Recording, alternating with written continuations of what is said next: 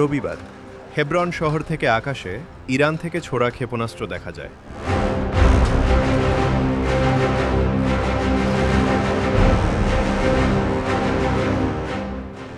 এর আগে একই দিনে তেহরানে নতুন করে বিমান হামলা চালায় ইসরায়েল। ইসরায়েল জানায়, আকাশ সীমায় পূর্ণ নিয়ন্ত্রণ প্রতিষ্ঠাই ছিল তাদের লক্ষ্য।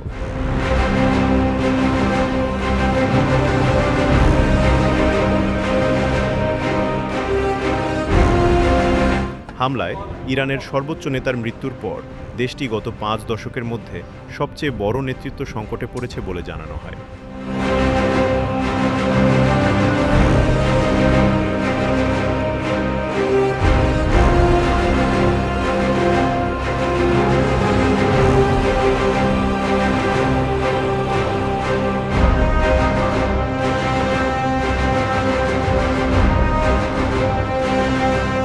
এর জবাবে ইরান ডজনখানেক ক্ষেপণাস্ত্র নিক্ষেপ করে, তবে অধিকাংশ ক্ষেপণাস্ত্র আকাশ প্রতিরক্ষা ব্যবস্থার মাধ্যমে প্রতিহত করা হয়েছে বলে জানানো হয়েছে।